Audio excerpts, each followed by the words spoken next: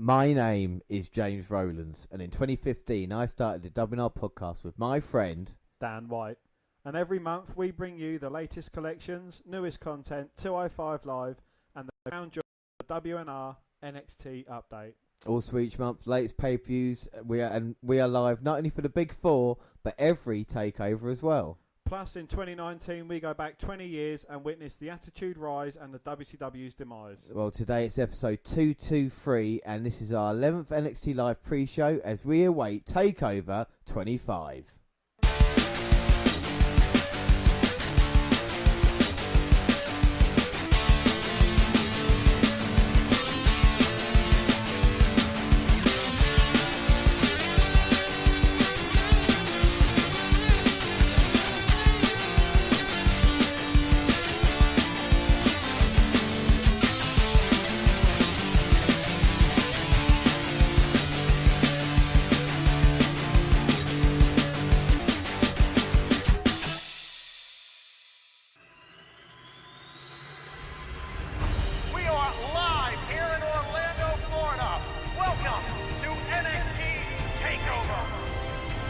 What'd you think?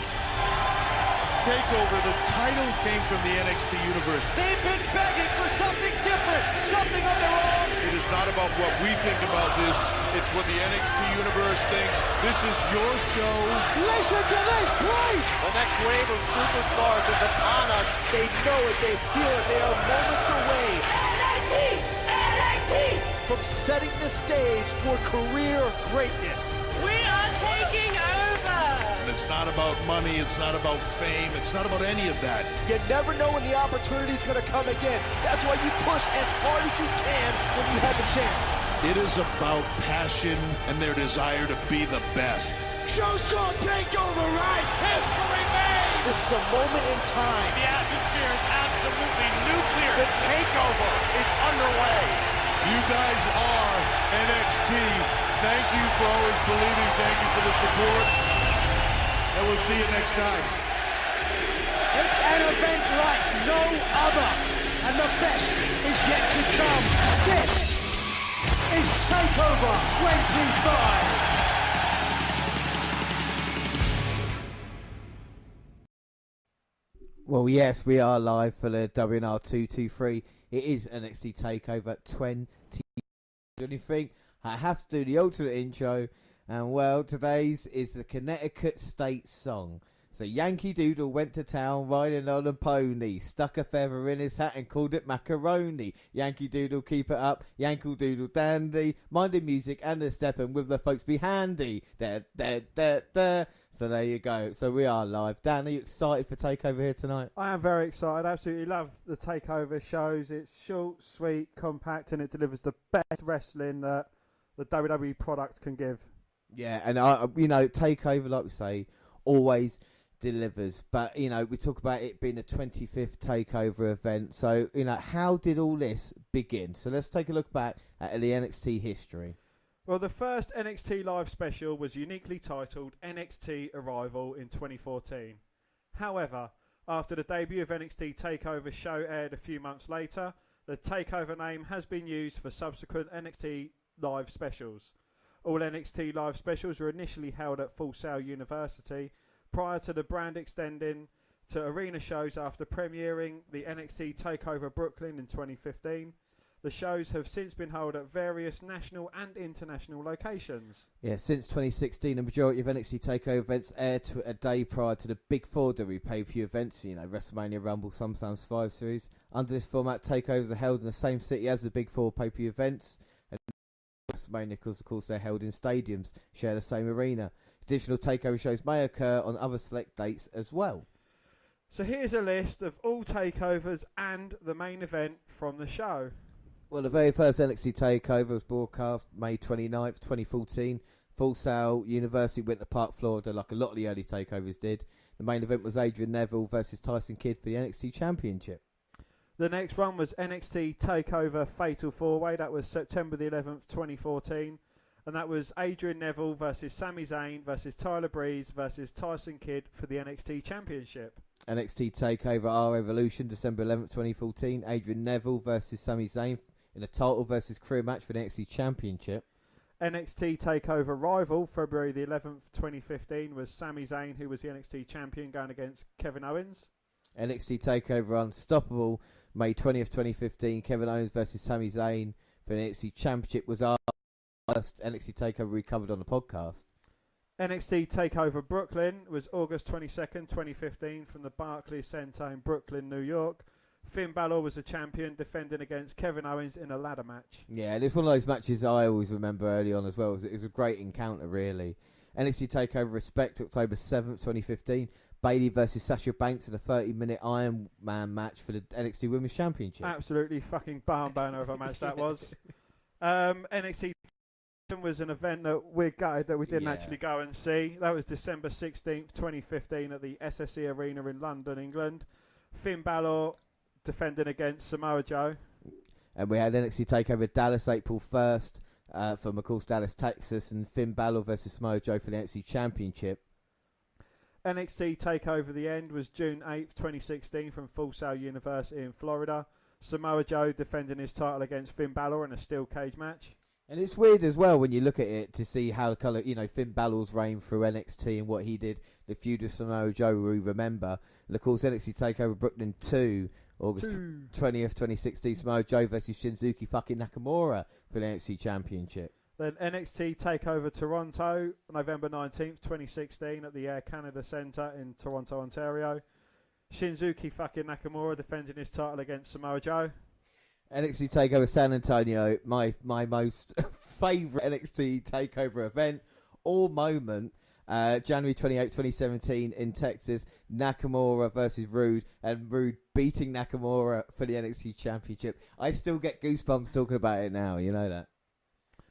NXT Takeover Orlando, April 1st, 2017 from the Amway Center in Florida. Bobby Roode defending his title against Shinsuke fucking Nakamura. NXT Takeover Chicago, May 20th, 2017. The Authors of Pain, the Karma Razor versus DIY, Johnny Gargano, Tommaso Ciampa in a ladder match for the NXT Tag Team Championships. That's where Johnny Gargano got awarded the Johnny Gargano Award for most punishment taken in a match. And this is probably another one that's close to your heart. NXT Takeover Brooklyn 3, August 19th, 2017, the Barclays Center, Brooklyn, New York. Bobby Roode, the champion, going against the challenger Drew McIntyre for the NXT Championship. Absolutely one of my favourite matches. NXT Takeover War Games, November 18th, 2017 in Texas. Sanity, Alexander Wolf, Eric Young, Killian Dane versus the Authors of Pain, Akam Razor, and Roderick Strong, Authors of Strong Pain, team. And versus the Undisputed Era, Adam Cole, Bobby Fish, and Kyle O'Reilly in a War Games match. NXT Takeover Philadelphia, January 27th, 2018 at the Wells Fargo Center in Philly. It was Andrade Cien Almas versus Johnny Gargano for the NXT Championship. NXT Takeover New Orleans, 2018, Johnny Gargano versus Tommaso Ciampa in an unsanctioned match. This is where their kind of rivalry came back to header. Yeah.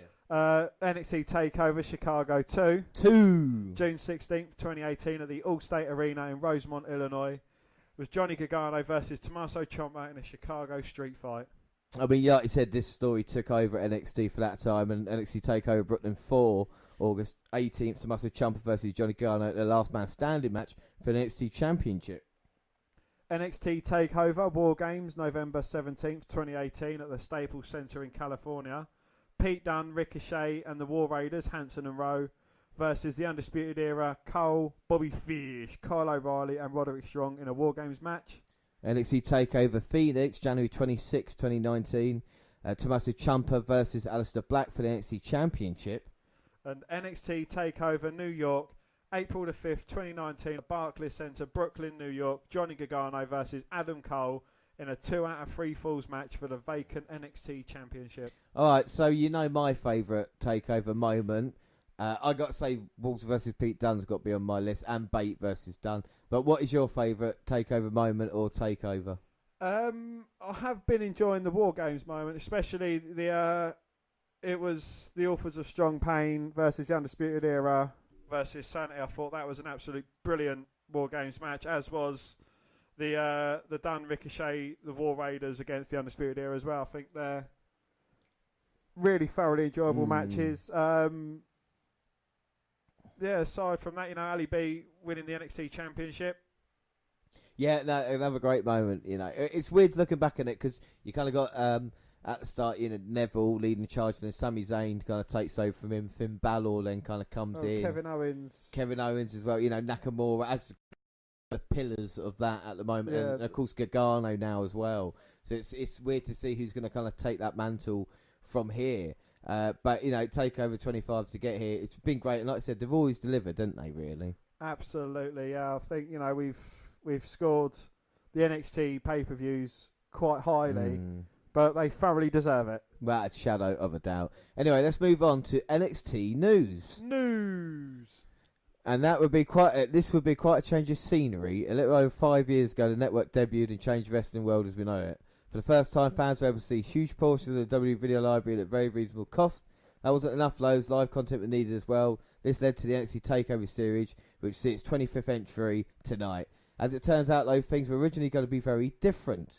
Yes, well, according to Mike Johnson on PW Insider Elite Audio, the original plans for Takeover 25 would have seen the show taking place in Saudi Arabia on June the 6th, the night before Super Showdown.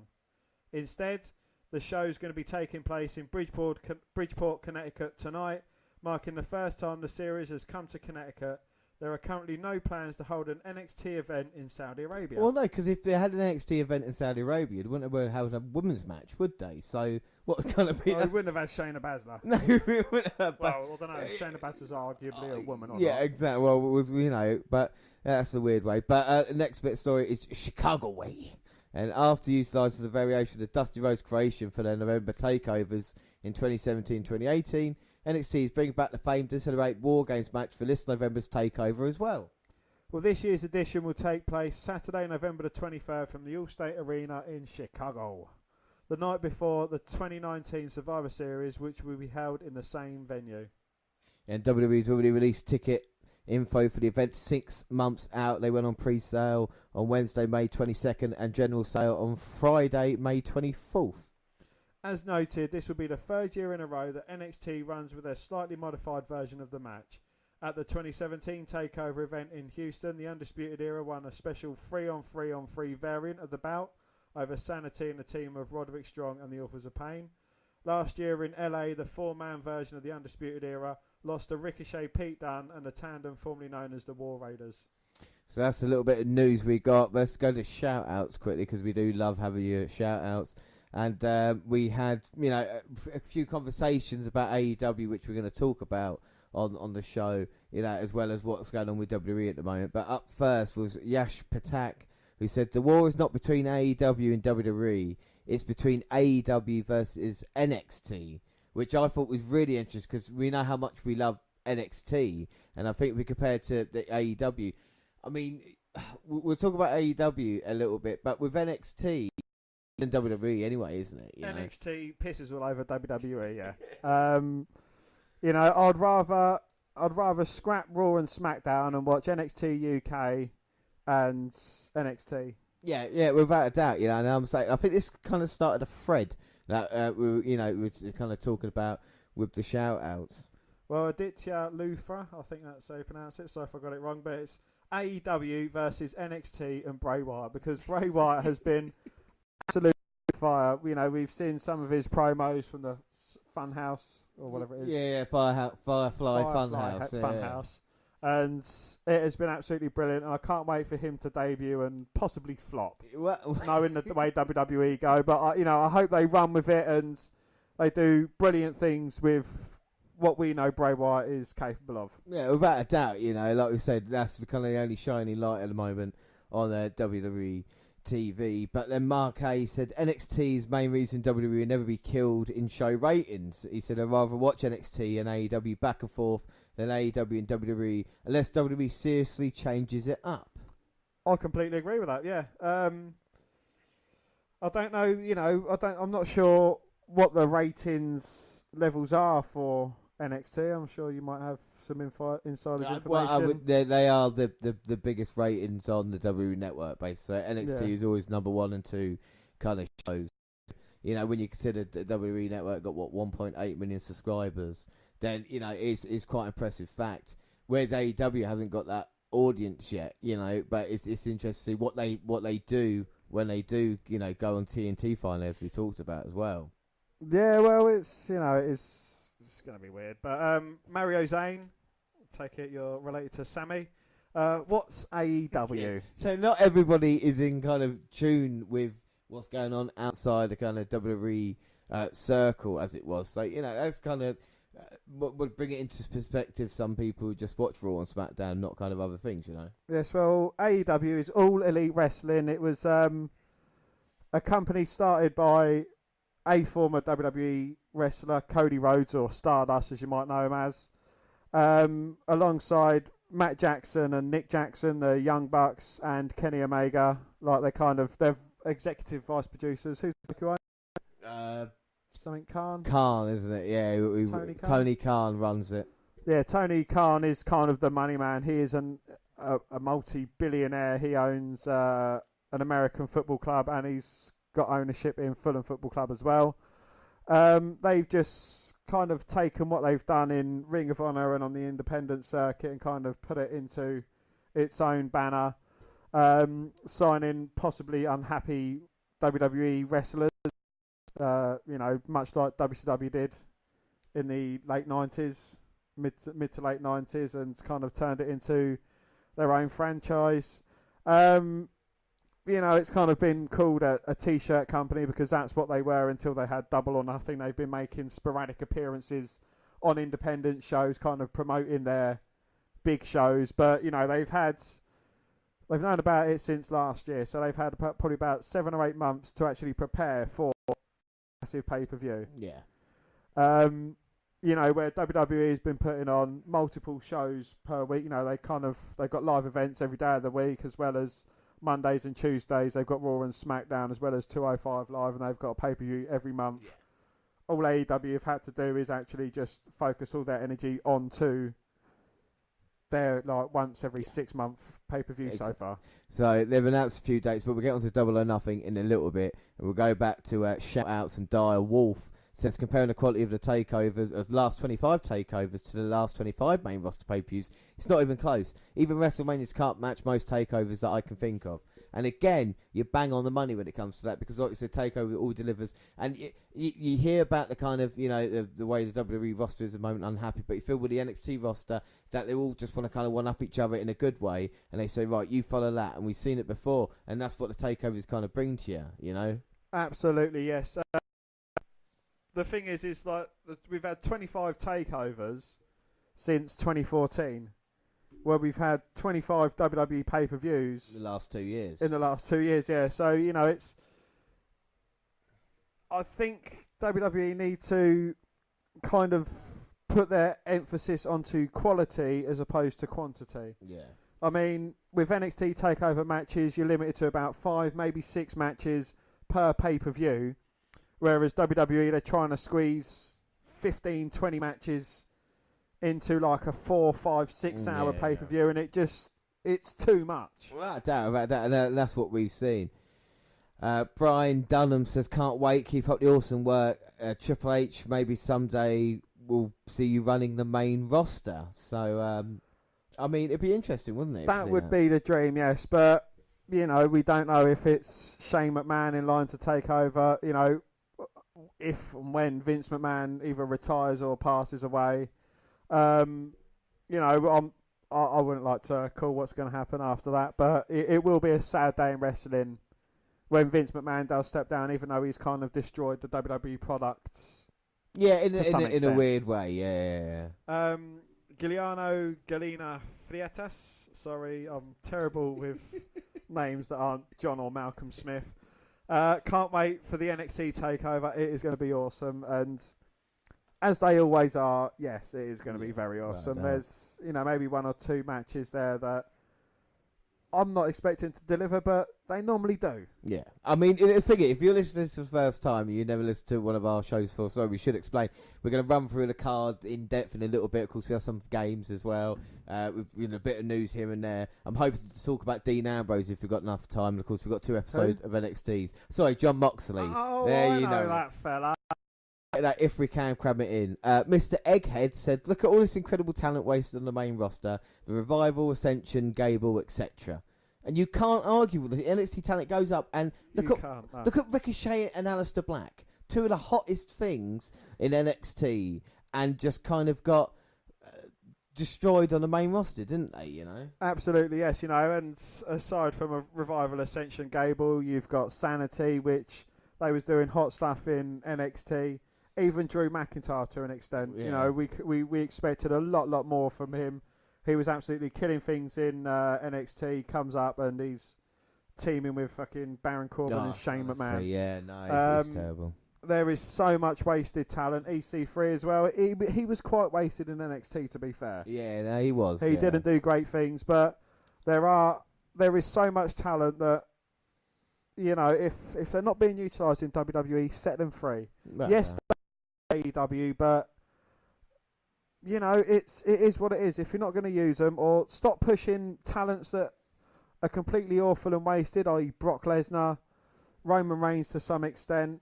You know, stop pushing people like that and use what you've got before you lose them. Well, this is the thing, isn't it? If they go away, if these undercard talent and midcard talent goes away and make themselves stars from another company, then what's saying WWE to go back and get them in 3 or 4 years' time anyway? Do you know what I mean? And use it like that.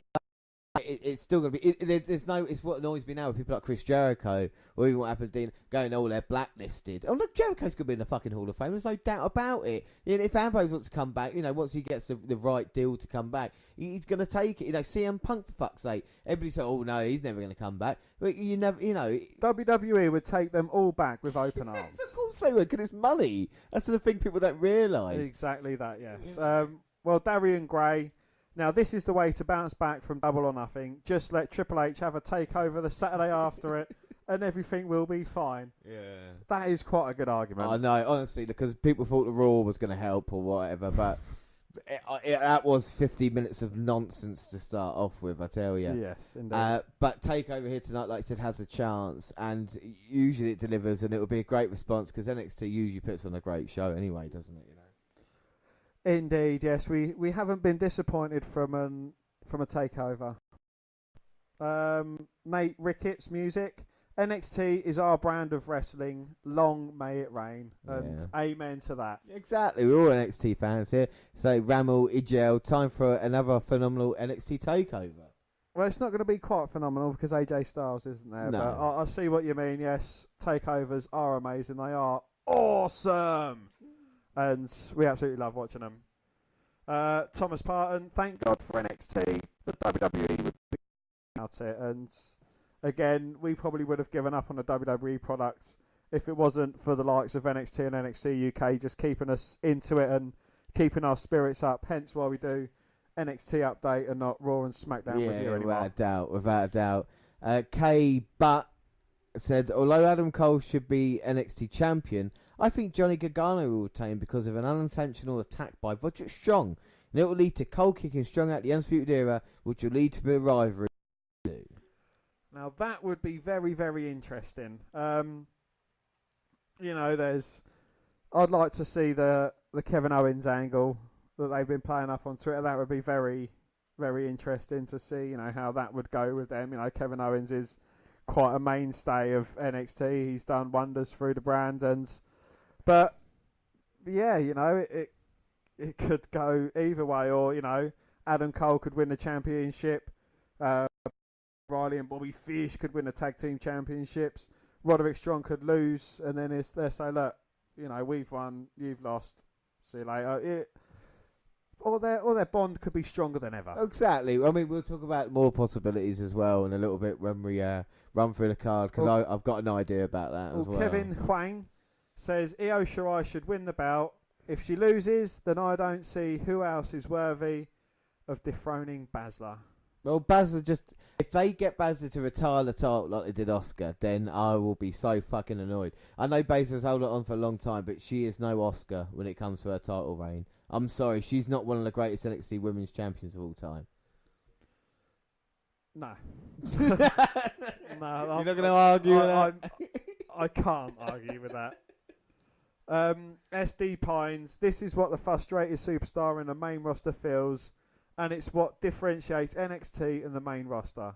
The main roster is just a corporate cash grab, Vince, not the wrestlers, and NXT is passionate about wrestling. It also worries about money, but is not entirely that. Thank you, Triple H, and thank God for NXT.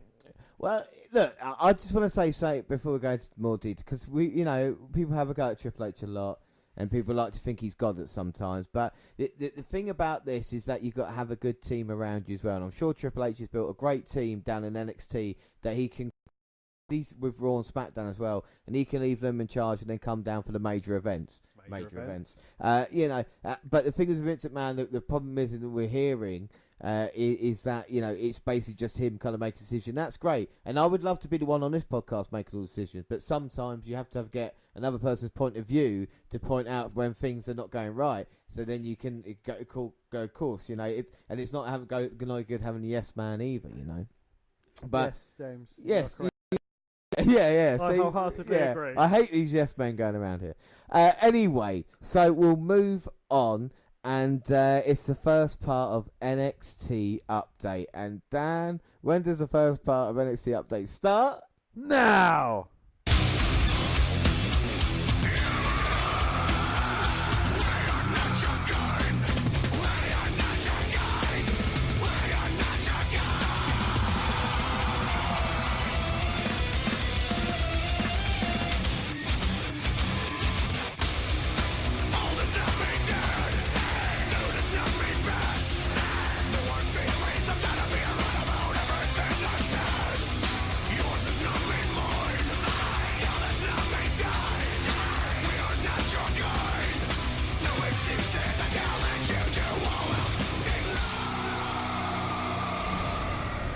And it's episode 507. The show begins with a recap of last week's storyline regarding the Viking War Raiders experience, vacating the NXT Tag Team titles. General Manager William Regal tells us the solution he's come up with: a 4-way ladder match between the Forgotten Sons, Undeserving Era, Lorcan and Birch, and the Street Profits for the belts. Well, as Mauro Ranallo, Nigel McGuinness, and not Percy Jackson / Watson, but the reunited Undisputed Era hit the ring.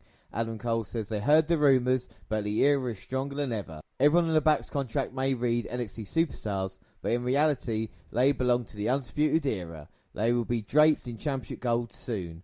And that starts in 2 weeks when Kyle O'Reilly and Bobby Fish regain the tag belts, and he beats Johnny Gargano. Well, here comes the champ. Johnny says Cole got what he wanted. He got his title match, so now he needs to give him what he wants. He knows the only reason he got Undisputed back together is because he knows he can't beat Gargano on. Well, Cole disputes that and again starts to say that he won the first fall at TakeOver New York. Johnny offers to help him with that since math is hard, and Adam definitely didn't shock the school system. He explains that to win a 2 out of 3 falls match, you have to win 2 falls. 2. And the rate Cole says Johnny can condescend all night, the era will be celebrating. Well, Adam Cole's got a lot to say about, oh no! Well, Matt Riddle's there to jump to Gargano's aid. Well, he's just beating up the Undisputed Era, and here comes Gargano. Drags Bobby Fish out the ring. Takes out Kyle O'Reilly with a huge super kick. Turns his attentions to Adam Cole.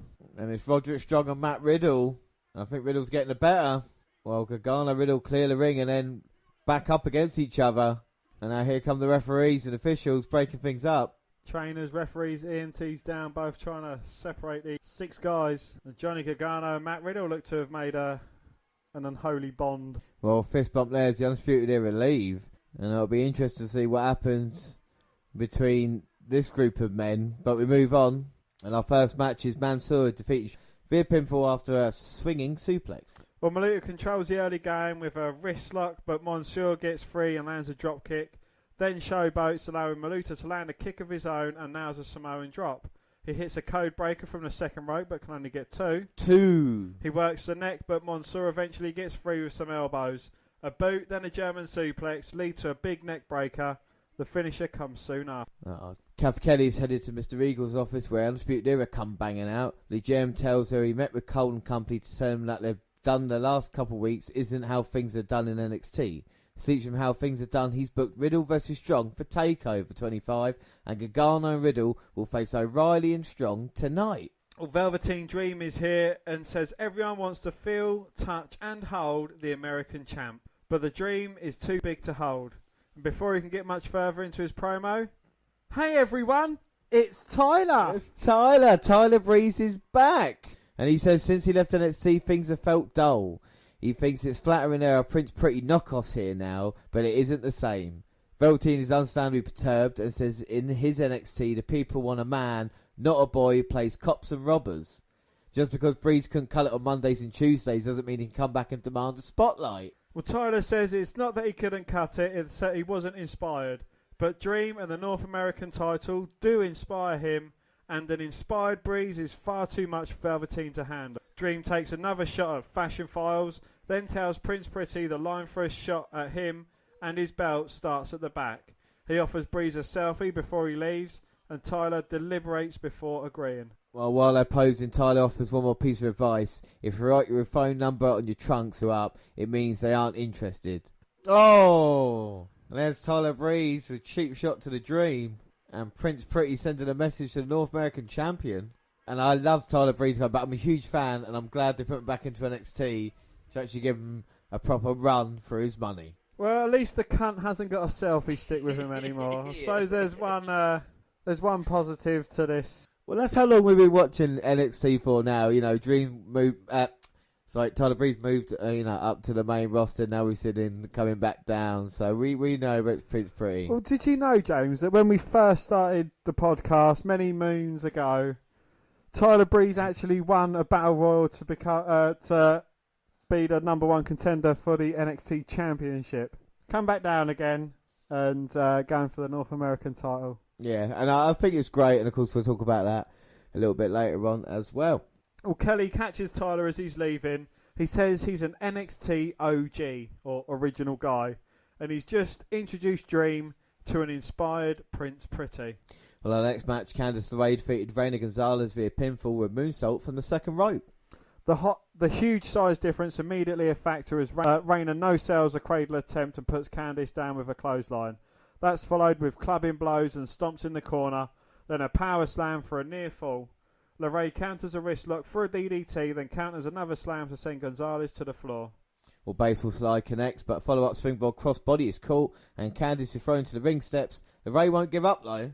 I only want it. Now here comes Candice back in, going all the way up to the top. Lovely Hurricane Rana from the top by LeRae. Chops across the chest, backing Gonzalez up into the corner.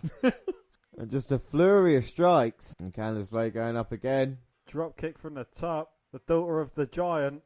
And now here comes Candice. Lion salt and get... Shout out to Jericho. Well, Candice LeRae gets a huge victory against Reina Gonzalez. Candice Cupcake. Oh, for God's sake. Well, we just had a good match with Candice, and now looks like Baszler wants to come down. And she's not alone. She's with Duke and Sophia.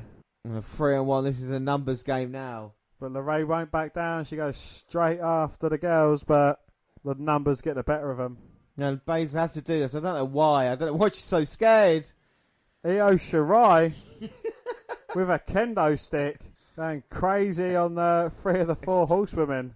Well, Shirai means business after what he did to Kairi Sane and what they've done to her.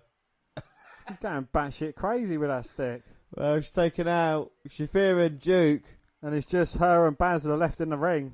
Shayna looking to hightail it out there, but gets caught. I got on Io. And destroying the kendo stick. And they're dragging Baszler away. And Shirai, is she ready for Baszler at TakeOver for the Women's Championship? Well, I would say so. As she checks on Candice, she will not let things go down like that anymore. She is... I'll say if she came down. So what do you think of that, Dan? Yeah, well, I'm glad that the NXT women's roster are kind of standing up to Baszler now. You know, it's they're not letting the numbers get them down.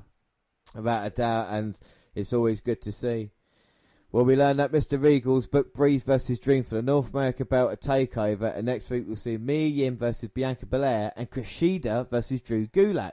Our main event, and it is Kyle O'Reilly, or handsome Kyle O'Reilly, and Bobby Fish versus Matt Riddle and Johnny Gargano. So here we go, main event, and we're seeing not a bad tag team match here. Of course, the Undisputed Era are going to go for the tag team titles at Takeover. Of course, Gargano defending his championship. Riddle has even got a match with Strong.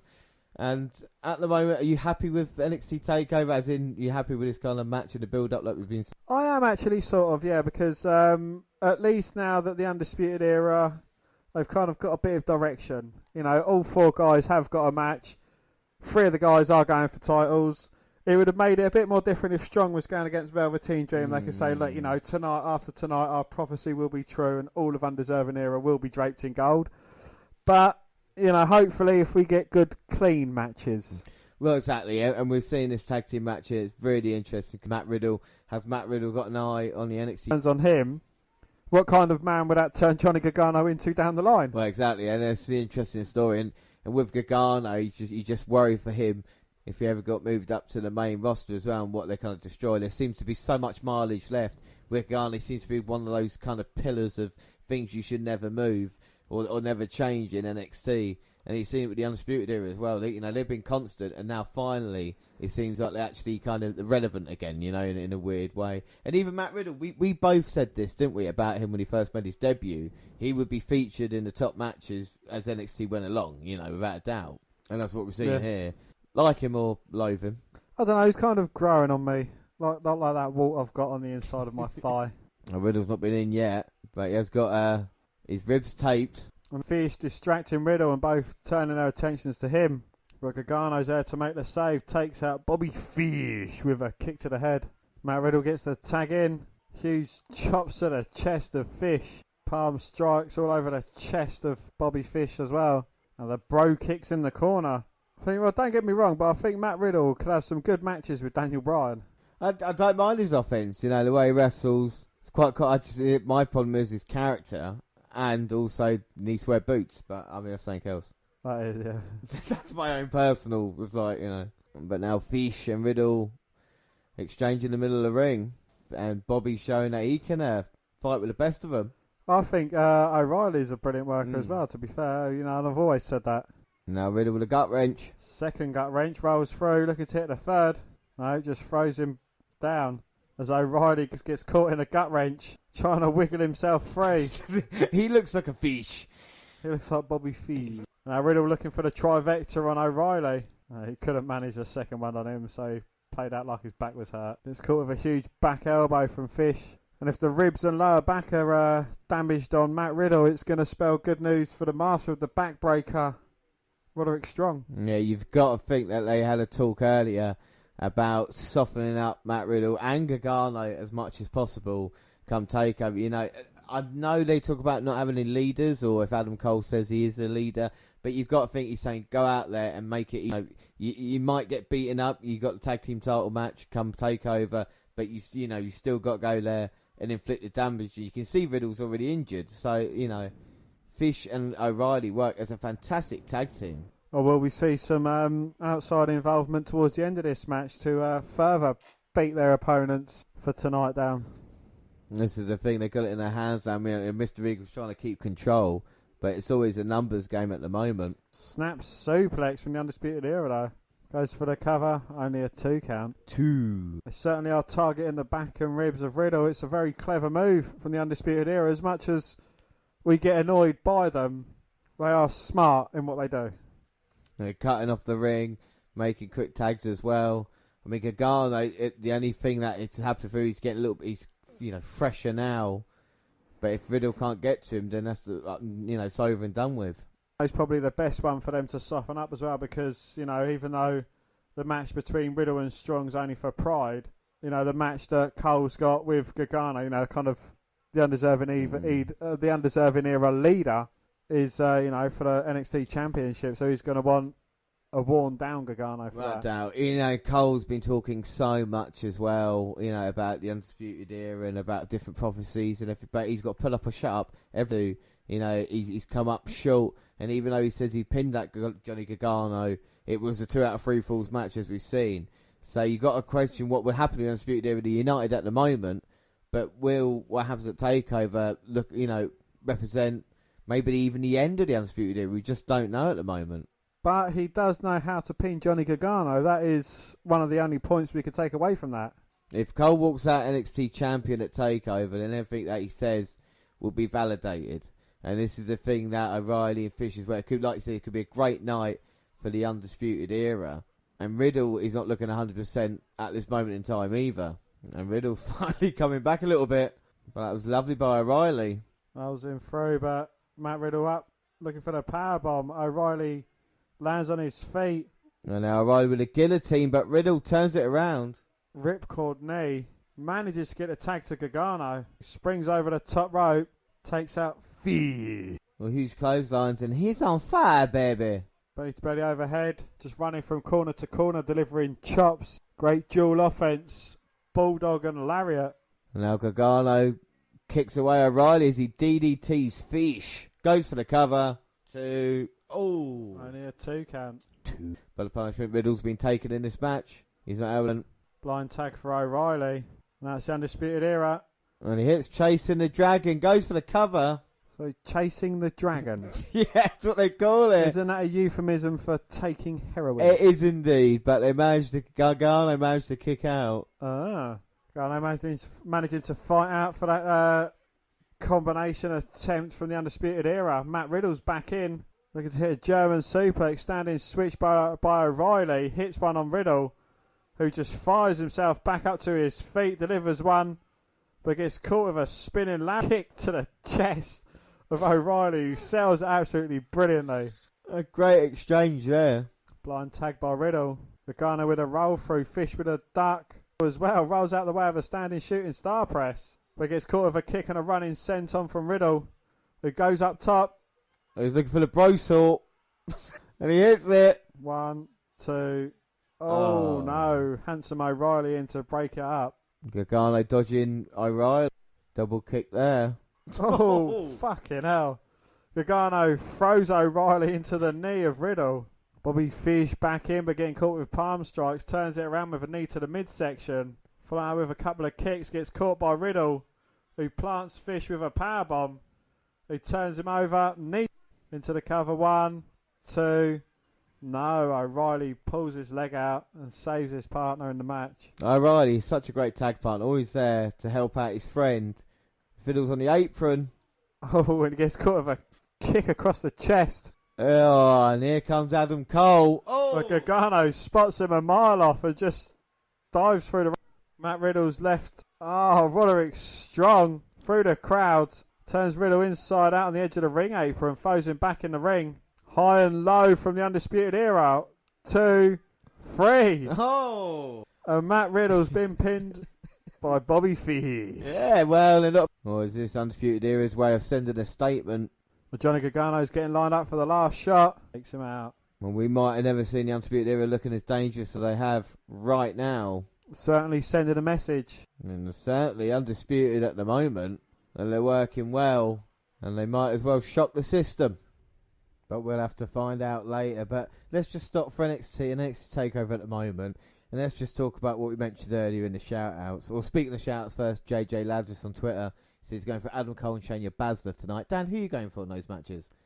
I cannot confirm nor deny that I may or may not be going for one or both of them in the matches tonight. Well, points will be on the line later, as we know. But let's talk about AEW, because last weekend, all eyes in the wrestling world were on All Elite Wrestling's first pay-per-view event, Double or Nothing. Well, Double or Nothing started off the AEW promotion with a bang. And now some fans believe a wrestling war is breaking out between AEW and WWE. Yeah, I stayed up and watched this. This is on ITV Box Office, and I am a fan of other wrestling events, of course, not only the WWE.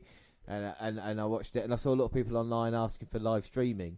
Now, I don't want to moan, but the whole thing with the W Network and other things like this is that people content. This is what keeps other wrestling companies afloat. The reason we get other AEW and other companies like that is because people pay for the product. So it annoys me when people want to kind of illegally live stream or something. Just pay for it. It's not a lot. Same as Netflix or whatever it is a month, and it's worth it as well, you know. Yes, well, I illegally downloaded it. I can't deny that he didn't. I didn't. I honestly I didn't know. It was... People were saying that it was like $50 in America or $40. Yeah. It was 16 quid on ITV Box Office. I don't think it was too bad. It wasn't. No, it wasn't a bank breaking amount. But no, their pay-per-view was a huge success, and it had everyone talking about it, including some WWE superstars. A curious tweet went out from Sasha Banks, where she referenced Awesome Kong making a professional wrestling return at Double or Nothing. Yeah, Banks then followed up with a tweet congratulating the women competing for AEW, and said she was excited for women's wrestling. Well, she simply put, "Congratulations, ladies, I'm excited for women's wrestling." Well, it turns out Sasha Banks wasn't the only W superstar watching AEW Double or Nothing last night. Well, before the PPV hit the air, Big E, who is hilarious on Twitter, by the way, took to social media and posted that he hoped everyone enjoyed the show and he wished the best for everyone involved, using funny redacted quotes. Yeah, Biggie wasn't the only New Day member either, as Xavier Woods didn't even care about redacting anything and posted a photo of New Day with the Young Bucks and Kenny Omega with his luck sent. Yes, he also made a gif of former WWE superstar Ty Dillinger, who made his debut at AEW last night under the name Sean Spears. Also, who all knows that Peyton Royce of the Iconics is dating Sean Spears. Plus, she's also friends with Britt Baker, the woman who won the very first AEW women's match last night. She said, "Wow, what a hunk at perfection." Perfect 10. Perfect 10, perfection, whatever. Sean Spears, Ty Dillinger. And she also said, "Hi at Real Britt Baker." Matt Hardy sent out his best wishes as well for the AEW Double or Nothing event. He said, "Best of luck to my dear friends who are out to change the world today." Carl Anderson, who worked with the Young Bucks in Japan, sent out a thinly veiled message as well during the AEW Double or Nothing. He simply said, "God, I miss those boys." WWE female superstar Naomi, who most recently competed in the women's Money in the Bank ladder match, was watching AEW Double or Nothing pay-per-view and made sure her fans on Twitter knew. She just put, "I did." And Jim also, I hope that if you watched the pay-per-view that you enjoyed it. Thanks for giving a new brand a try. We know that we have to earn your business, and we will. Well, Dan, what was the card for for Double or Nothing? We mentioned it enough times now. Well, the first match, it was a 21-man casino battle royale. The winner receiving a future AEW World Championship match against the winner of the main event. And Adam Page won it by last eliminating MJF. Kip Sabian defeated Sammy Guevara in another singles match. SoCal Uncensored, which is Christopher Daniels, Frankie Kazarian and Scorpio Sky, defeated Strong Hearts, Seema, T-Hawk and El Lindemann. I thought that was a great way to start off the pay-per-view proper. And to have a 6-man tag team match like that really excited the crowd. And I'm a really big fan of that. And it was good to see that. Yes, Dr. Britt Baker, DMD, defeated Nyla Rose and Kylie Ray and Awesome Kong with Brandy Rose in a fatal 4-way match. Yeah, not a bad surprise with Awesome Kong coming out, but I've still got to get used to the kind of women in AEW.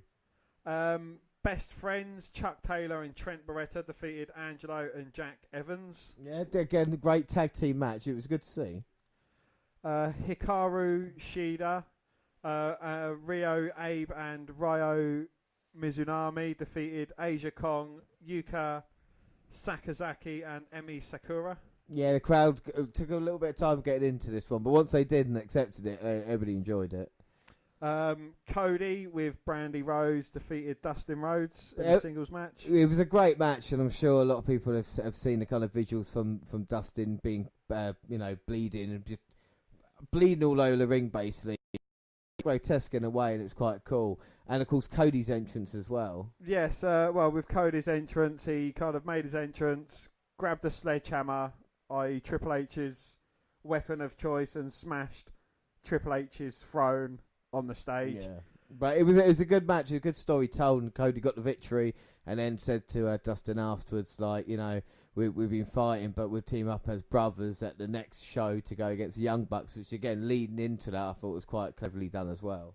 Yes, it was very well told story. The Young Bucks, Matt and Nick Jackson, defeated the Lucha Brothers, Pentagon Jr. and Rey Fenix in a tag team match for the AAA World Tag Team Championships. If NXT had the tag team division of the AEW, because the AEW haven't even got a tag team titles yet, if they had the Young Bucks and everything like that, the shit they were doing there were fucking amazing. And to be on NXT, then all I would watch was the NXT, because I would have everything that I would need, Yes, and Chris Jericho defeated Kenny Omega, in a singles match. The winner will face Hangman Adam Page in a future AEW World Championship match. It was quite a long barn burner of a match. Again, both these guys are very, very good wrestlers. Well, Can't take that away. Kenny Omega is one of the best, and he, bumping him around for Jericho as he did in that match. It wasn't as good as a previous encounter, but still, it wasn't meant to be. It was meant to tell a story. And Chris Jericho's the right guy to get the victory, because then you can get a rubber match between the two, and Jericho, of course, faces Adam Page. And you think, there you go, that's the story told. But that wasn't it, was it? No, the story was far from over, because as Jericho was celebrating, a certain wrestler called John Moxley kind of made his entrance. You might know him as Dean Ambrose.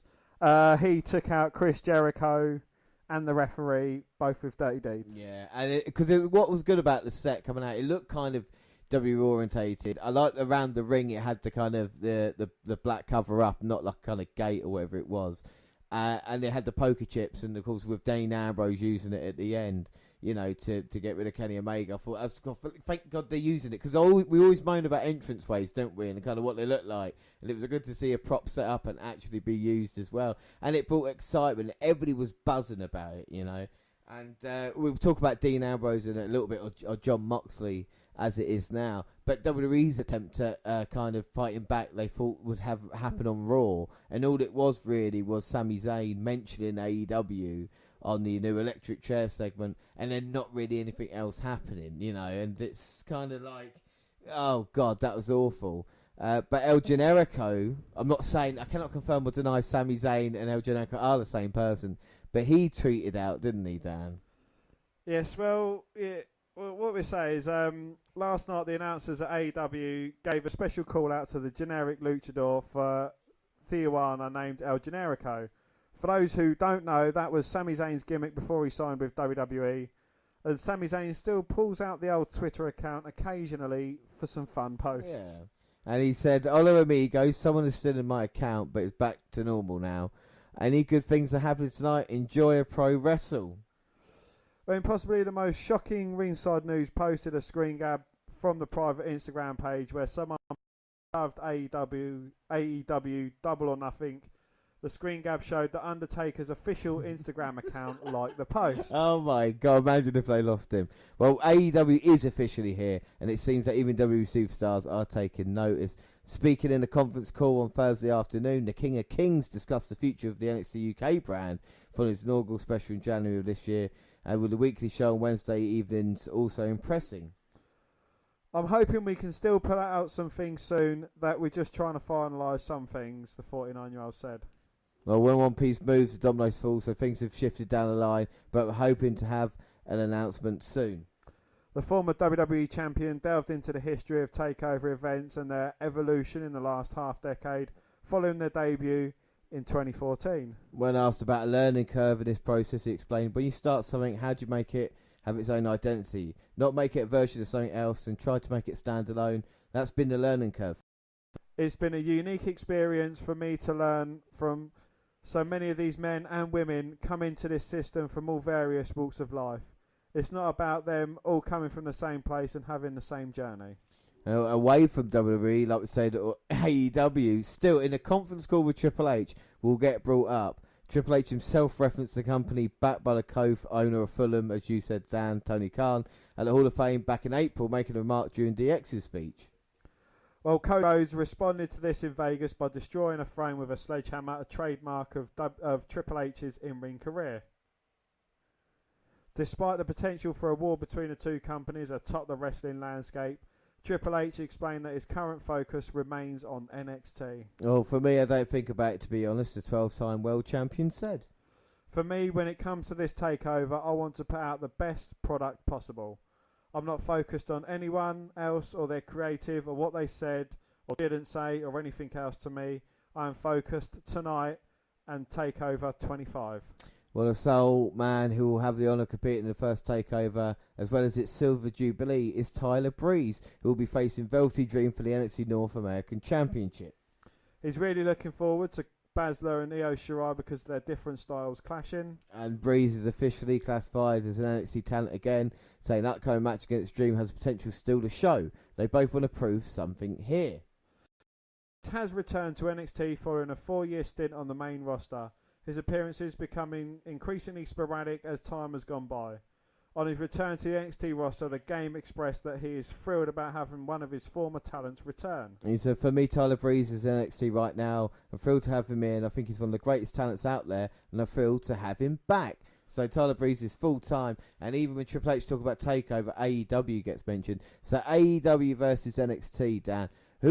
At the moment, when you look at the rosters now, which one's stronger for you? If we're going to have a quick mass debate here. I would say AEW, to be honest. Really? You'd pick AEW? I would, yeah. Why? I think it has got there are obviously vast differences in the two, but with Dean Ambrose, it doesn't go without saying I'm a huge fan of him. Chris Jericho, Kenny Omega, they're both brilliant talents. They can't be wrestling each other week in, week out. Goldust or Dustin Rhodes, I think he's always been a great mainstay in WWE for many, many years. Cody Rhodes, again, another good talent wasted by WWE.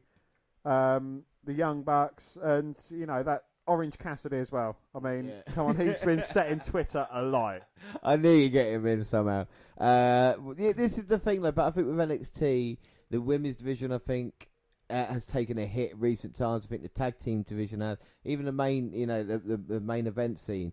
And NXT, you've got to remember, is still a developmental, whereas AEW is his own company. It's just so happened that NXT is just making a kind of better product at the moment, than WWE. But I feel the real kind of sleeper at the moment, the one I feel at the end of the year, if they build it in the right direction, can be better than AEW, NXT, anything else, is NXT UK.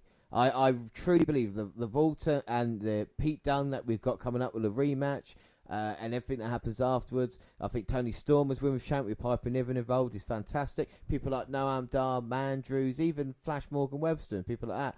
Great talents. If they need to sort out a tag team division, I think AEW comes out on top in tag teams throughout the whole thing. I think WWE are crazy with the amount of talent they got on the main roster for tag teams to not have a perfect tag team division. When you look at the Usos and New Day, Revival, everybody like that, it's crazy. They can, but they just won't at this moment in time, Well, we've got some more stuff on Dean Ambrose. If we had time, we weren't sure. Well, I'll do it briefly anyway, but former WWE superstar Dean Ambrose set the wrestling world alight when he made a surprise debut at Double or Nothing. Yeah, well, now Moxley has done it all again with a tell-all interview on Chris Jericho's Talk is Jericho podcast, which is the third best podcast in the world. He details his creative frustrations with WWE and Vince McMahon. Well, it will remind wrestling fans of CM Punk's notorious appearance on the Colt Cabana podcast in 2014, in which Punk heavily criticised WWE. So if we see Dean Ambrose suing Jericho in a couple of years' time, we know why. Okay, so here are 9 big things we learned from John Moxley's appearance on Talk is Jericho. He is grateful to the WWE. Moxley opened the interview by confirming his gratitude for 8 years he spent with WWE, not least all of his for meeting his wife, Raw announcer Renee Young. He said, the last 8 years I couldn't have been any more successful, and I'm full of gratitude to WWE for that. Now that I've got out of the way, let's just bury the company for the next 2 hours. He hated wacky Dean Ambrose. Yeah, John Moxley didn't really like Dean Ambrose. During this time as Dean Ambrose, Moxley was cast as the Lunatic Fringe, a character who got up to all sorts of wacky antics, such as squirting opponents with ketchup and mustard and wearing a gas mask to the ring. He described several incidents in which he was presented with scripts and wanted to change details and toilet humour, which usually ended with him having to see Vince personally to try and get promos changed. In one promo with scripts, he described what he'd done on his way to the arena that day. He recalled they weren't things that a cool person does, that a relatable person does, that a guy want to have a beer with does. Not even things a guy you would root for does. These were things that an idiot would do. Things like on the lines of driving backwards on the street in a unicycle. He recalls how Vince responded, "This is you. This is good shit. This is what makes you you." Moxley replied, "So I'm an idiot." Well, the former Lunatic Fringe complained to a writer that they were wasting time running around over script changes, time that could be spent developing characters and storylines. He said, we're all just in self-preservation mode, trying not to look like idiots instead of doing creative things. Well, the next point is Lesnar is ruining WWE. He pays Brock billions of dollars to come in and ruin his company. Moxley described how Vince was frustrated with him wanting to leave WWE because it was a situation he could control with money. He said of Vince, he's got the $1 million man complex. That's why he pays Brock billions of dollars to come in and ruin his company. Because he wants to own Brock. Brock's my attraction. And Moxley said that he would never have signed a new deal even if he'd been offered a Brock contract. Moxley said, I told him, I don't care how many zeros you put on a piece of paper, I am gone. I remember thinking at one point, what if they offer me 10 million like a Brock contract? What am I going to do with 10 million? There was literally no number they could put on a piece of paper to make me stay. And he didn't actually leave for AEW. As soon as word leaked out Dean Ambrose was leaving WWE, rumours began circulating that he would resurface in AEW as Jon Moxley. But he denies that AEW prompted him to make the decision. He was leaving WWE, whatever happened. Moxley said he wants the Monday Night War back. My leaving WWE exists outside of that, whether AEW exists or not. I was leaving WWE. If there was no other promotions to work for in the world, I still would have left WWE if there were no other wrestlers. I'd have started my own promotion, started my own training school and trained my own opponents. He said he would have seeded the wrestling business from scratch if he had to. WWE creative sucks and it's Vince's fault. He says, I think Vince is the problem. Frustrated with the bureaucratic red tape of the creative process and meetings, a system he admits he doesn't understand. Well, he said the WWE's creative process sucks. It does not work. I said that to Vince. I said that to Hunter. I said it to Michael Hayes. I can't even tell you how the system works. It's killing the company. I think Vince is the problem. If I have a goal with AEW, it's that we can prove that Vince's way sucks. This is not what I'm going to focus on because it's not about competing with WWE. We're just going to be over here putting on. If a byproduct of that is it pushes WWE to reevaluate their creative process, not that Vince is going to step aside. We all know he's going to die in the chair, but maybe he'll listen to someone else's ideas. Maybe he'll be open to doing it in a different way. Well, he suffered anxiety and depression. Well, as Ambrose, he always tried his best to make these crazy skits work. He said, I'll give my absolute best effort to make this. Anyone can, it's me. But he goes on to describe the anxiety and depression he felt from having to battle with a creative team each Monday before Raw. He recalls how he had to take a 30-second rest before going into Vince's office for yet another meeting about script changes. Moxley said, I remember physically leaning on a road case and just feeling like actual exhaustion. Emotional, physical, mental exhaustion. Not so much because of that day, but because of 6 years of this. 6 years of having to go into this man's office. This old man trying to explain to him while wearing a mask is a stupid idea. While carrying a little red wagon to the ring is a stupid idea. While maiming a mannequin in the ring is a stupid idea. I was done. He wanted that last July. And while he was out of action, first with a tricep tear, then a staph infection, he was making his mind up about his future in WWE. After years of being unhappy with the creative direction, he pitched Vince McMahon's plans for his eventual return at SummerSlam last year. The plans were nixed and replaced with a lukewarm return, him appearing in Seth Rollins' corner for the event. He said, I pretty much knew that I was gone in July 2018.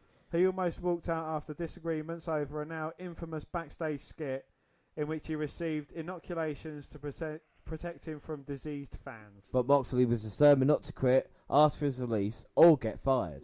He said, I'd just rather not do business like that if I don't have to.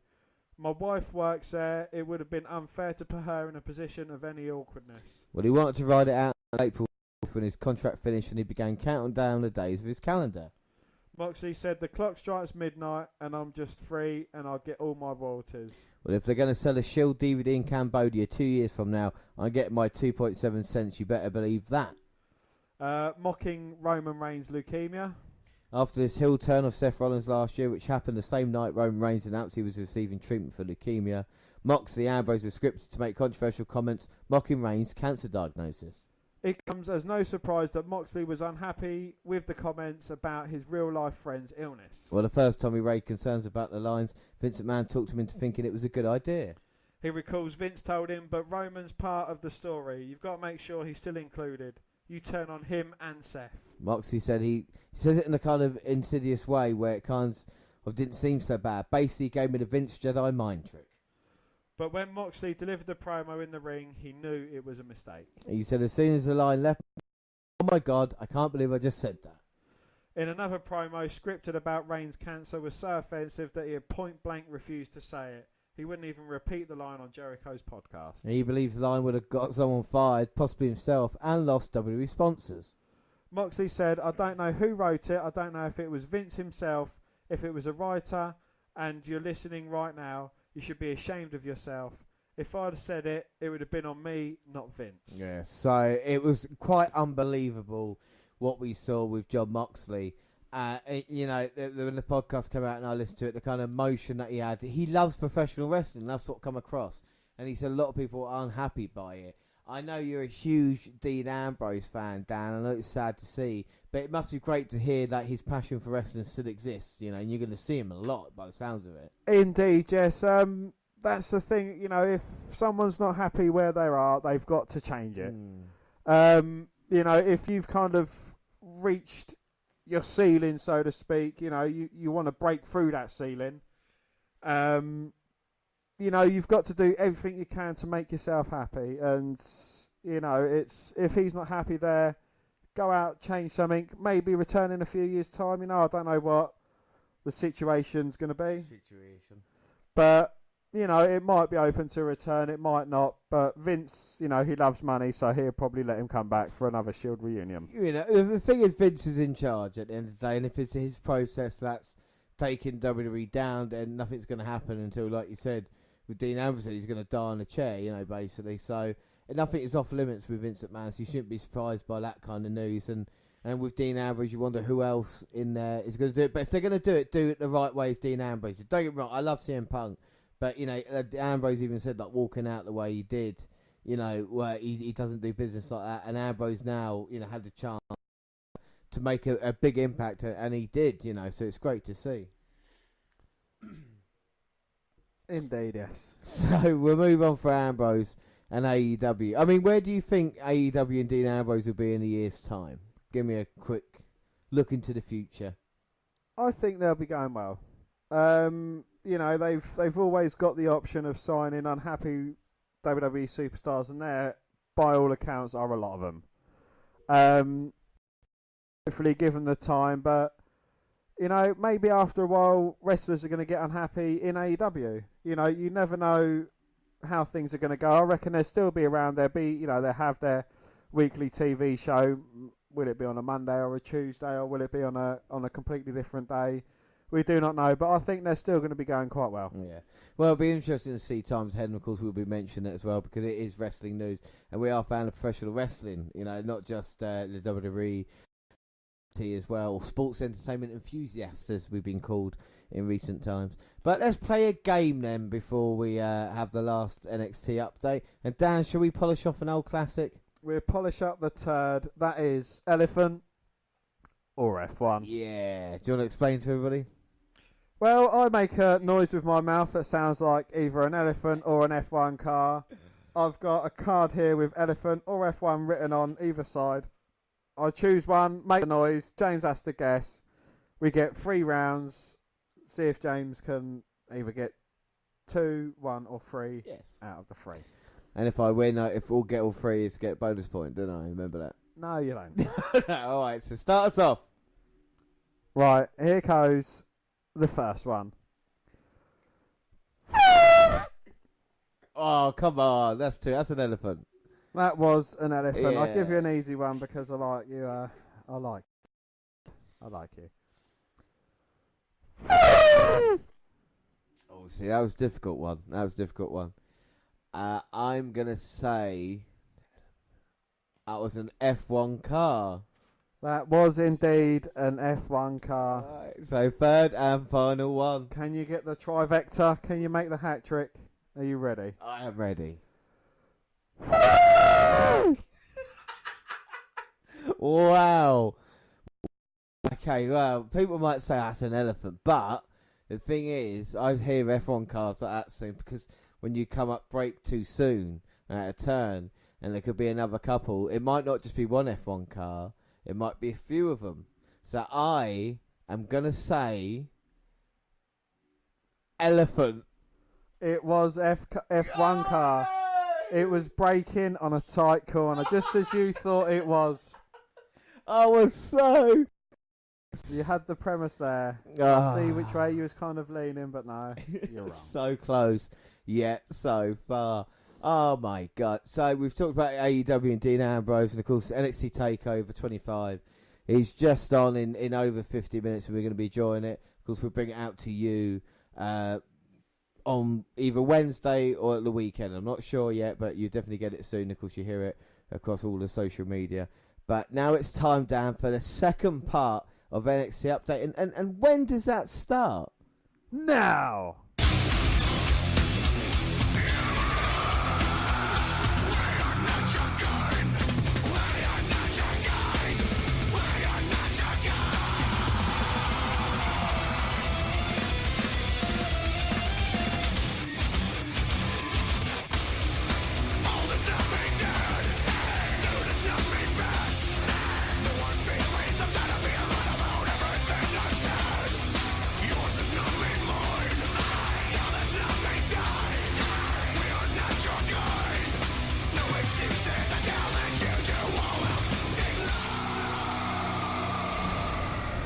It's May 29th and it's episode 508. Well, right to the opening theme this week, and the HBIC is making her entrance before we can even hear from Nigel McGuinness, Mauro Ranallo, and not Percy Watson / Jackson, but Beth Phoenix. We're reminded of the history between her and the EST.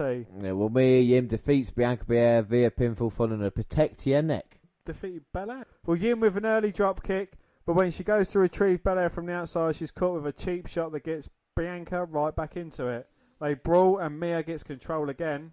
Blair misses the charge and ends up hitting the ring post with her shoulder. Eat defeat, but Bianca bounces out the ring. She tries to leave, but Mia catches her. Slam onto the steel ramp puts Bianca in position to take a count-out win, but Yim breaks the count. More power moves from Belair, but she escapes the powerbomb setup and hits her finisher. Well, Nigel reminds us about Velveteen Dream versus Tyler Breeze for the North American over, and then we get a video package. Dream sets up for a selfie and says he remembers Prince Pity. Dream sets up for a selfie and says he remembers Prince Pity. They show footage of Breeze getting the news of his call-up at the Performance Centre. Well, Velveteen says it was the last time he got a standing ovation. We see footage of Tyler on the main roster from his debut to comedy stuff with Fandango. He has upgraded. Breeze says he remembers being a staple of NXT, but Velveteen says that doesn't earn him a title shot. Drew reminds us that the great value version of him has never held gold. Breeze says he's taken the spotlight back. We see Io Shirai coming to Candice LeRae's aid last week, lighting up Shayna Baszler and the Horsewoman with a kendo stick. Then we go to a photo shoot earlier today, where Faceless interviewer guy asks if the champ has anything to say. She says at TakeOver, so the Sky won't be allowed to use weapons and should be all out of friends, while Shayna still has hers. And up next, it is a great kind of way to have it on the NXT Takeover Pre Show as it was.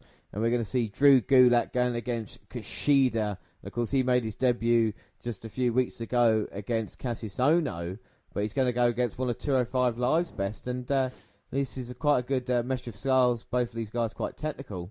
Indeed, yes. Kushida, I've not really seen too much of him to be overly impressed. I'm really not sure about his very, very outdated Back to the Future gimmick. Oh, how dare you. I love that. I love that I am a about huge him. fan of the Back to the Future films, but come on, it's like fucking 80s stuff. No, mate. man, it's good. I love it. I love it. He is the Marty McFly of professional wrestling. Well, no, because he's not standing there shaking. He uses the hoverboard lot, he incorporates that a lot. And it's a gimmick that obviously not many people have got. But this is only his second match in NXT. So like you said, there's still a lot to show, as it was. And Gulak there wants to kind of stop the show. Gulak, an interesting opponent for Kushida? I think so, because we can see the more technical side he can do. He's quite well known for that, as well as the kind of hard style and the other things he brings to it. I think Gulak brings out that side. It's more scientific. And it's good to see Gulak used. If he's not going to be used in a 205 Live story, I'm bringing to NXT. I think he's talented enough, isn't he? We talk about Gulak. He is indeed, yes. And, NXT, I think size is something that doesn't matter. They're both men just testing the other one out in the early going. Gulak got Kushida bent back in the early going. Oh, but Kushida managing to power his way back up to a vertical base, trying to turn it round. But Gulak picks a leg and just drops Kushida to the mat. Half Boston. Kushida escaped this. Well, manages to roll through. Well, very intelligent. He managed to move the arms and then try and get a triangle. Gulak then had to let go. Backslide from Kushida into a crossface variation. Switches sides into a side headlock. And now Gulak throwing Kushida in, and now both men Trying to go for the abdominal stretch, but just spinning round in circles. Kushida gets a variation of it in on Gulak. Drew managing to power out. Turns it on Kushida. It's quite refreshing to see a different style, isn't it? Yeah, you know? into a rolling trailer hitch. Wow, colour me impressed. As we can see, both men just traded, and it's kind of the difference that we see, and both men definitely bring that to the table. Oh yeah, we know Gulak's had that in spades, but seeing Kushida managing to keep up with Gulak on this as well, it's very good. Both men seem to have a counter for the other one at the moment. And both men again just spinning around trying to hip lock each other. Eventually Kushida gets thrown over the top rope, lands on the apron and just hangs Gulak up by his arm on the top rope. As he springs back into the ring, Gulak catches him. Gutbuster. I think Gulak realises as well. He always seems to stay attached to his opponent. That's the one thing. Don't let them breathe. As he rolls through, he's got his leg on Kushida's head. And he's also working the wrist. Kushida trying to fight out as well as he can. He's got a submission locked in on Gulak, but if I know Gulak, he'll escape, as I say that he does. Oh, well, in mid-air, Kushida turns Gulak around. Gets that cross arm breaker in, but Gulak trying to block it as well as he can. And now Gulak's got to try and hold it in, and now Kushida. But Gulak very well rolling through, picks the ankle of Kushida, back around and gets that cross arm breaker in. But Gulak's not going to lay down for him as he picks the ankle for a second time. Kushida just inches away from the ropes to get a break, manages to roll through, push Gulak off. Then Saguri to the back of the head from Kushida as he rolls Gulak through.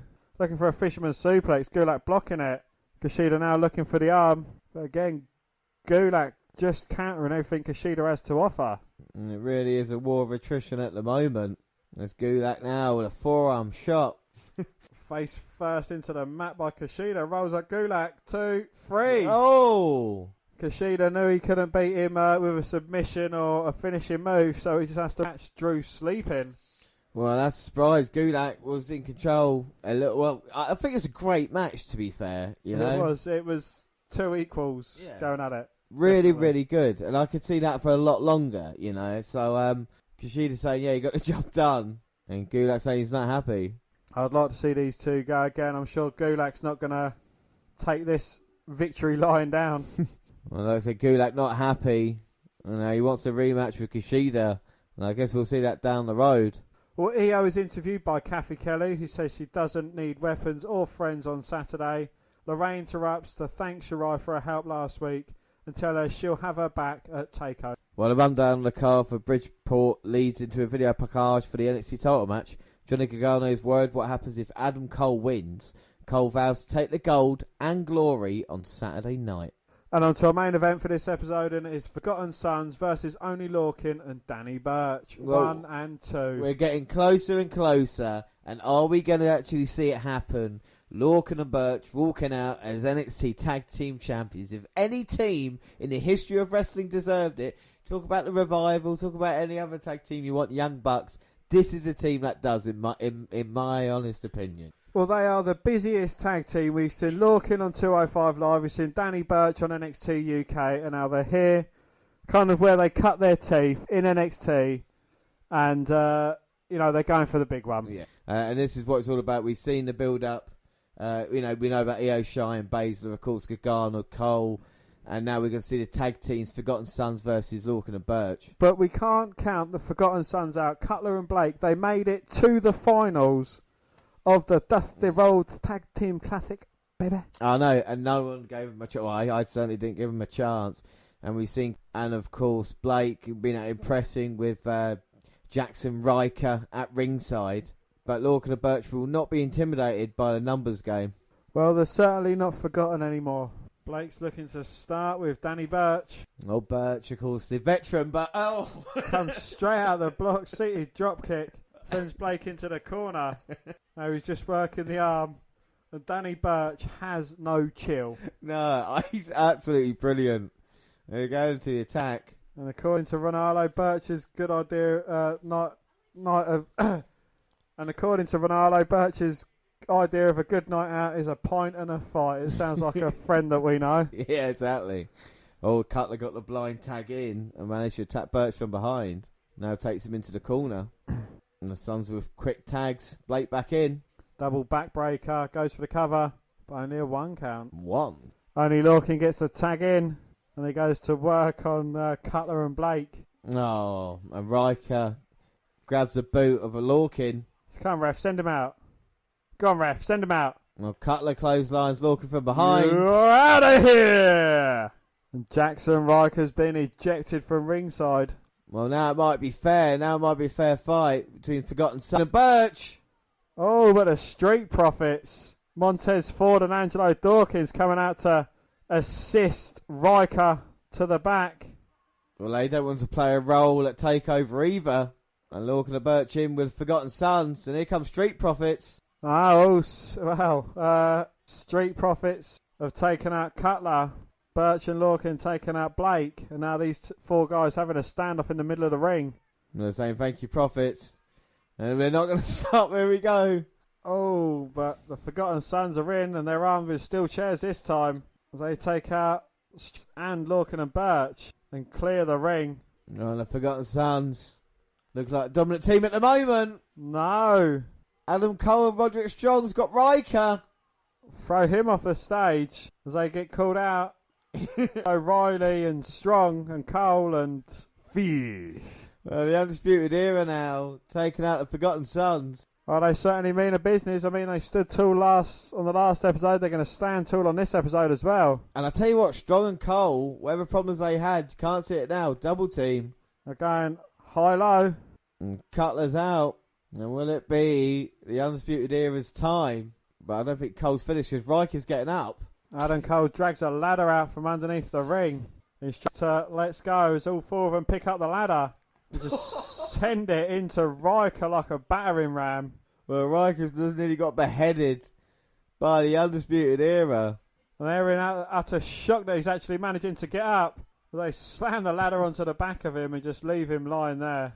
But I tell you something, I don't think I've seen the Undisputed Era looking as strong as this in a long, long time. Nah, they've kind of rejuvenated themselves. They had a few problems amongst themselves. They've obviously been sorted out, and now they're kind of standing tall. Yeah, and I guess they're ready to take over tonight, and it'll be interesting. But another great episode of NXT.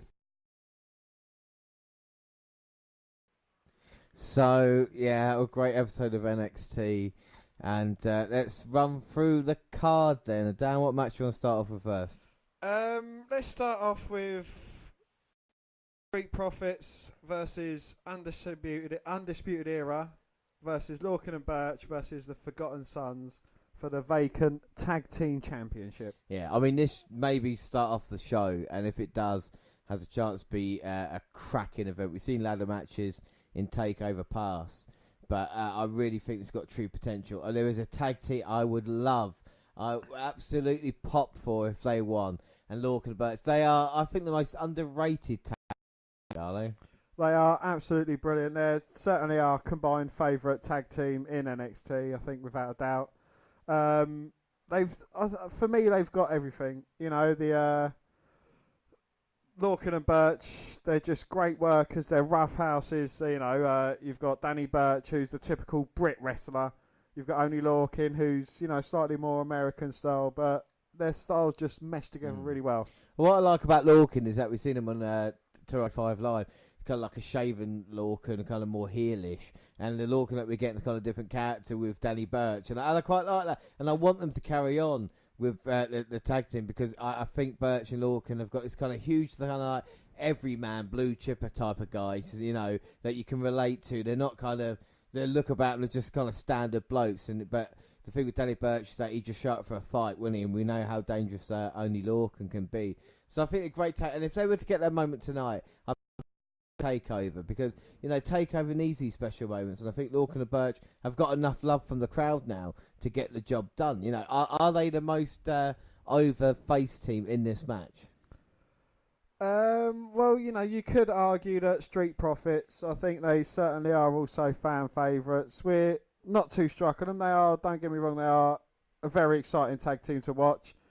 But for me, they're definitely my second, maybe, team in this. Yeah, I mean, Angelo Dawkins has been around for a very long time, and to finally have a partner. But I don't think Street Profits have had enough high-profile matches or enough high-profile victories either to kind of get the job done. I know a lot of them are seeing them as favourites here tonight, but for me, I think Lorcan and Birch might have the rub over the Street Profits, just in kind of popularity as well. But the Street Profits are over, there's no doubt about that, and their shtick with the crowd, does kind of get the job done. But I just think with Lorcan and Birch, there's more things there that kind of make them relatable to us. Of course, like I say, Danny Birch, good old Brit. Yeah, you've also got the Undisputed Era as well, who, even though he bugs the shit out of me, I'm a huge fan of handsome Kyle O'Reilly.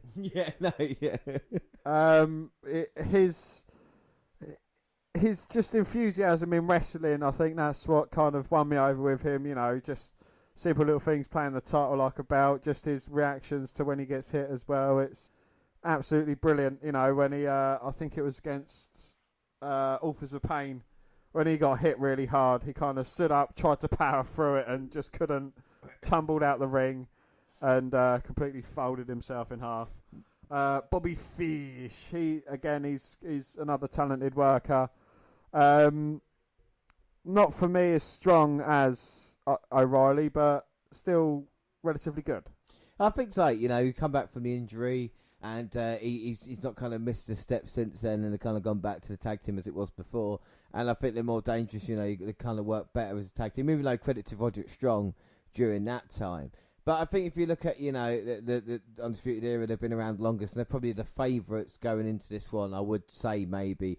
Just because from a storyline sense, you could then build up maybe a feud with the Street Profits, Lorcan and Birch, or another tag team they kind of wanted to introduce. Because I don't think the tag team division is that strong at the moment, is it, No, it isn't. Have we forgotten anyone in that? I don't. Oh, maybe we have, maybe we have forgotten it. All the Forgotten Sons are involved as well, aren't they? Yes, they are. And again, someone who was kind of underdogs in the Dusty Road Tag Team Classic, as we mentioned before. They kind of made it all the way through to the final. Coming up short against Ricochet and Ali B. Yeah. But again, they are a good team. Blake, Cutler, and... Well, Jackson Riker, I think, if he's allowed to come to ringside tonight, he might play a vital role in it, because there'll be, be three men there, and they're a good team, as we've seen. Well, as we've seen, fatal four-way tag team matches, kind of anything does go.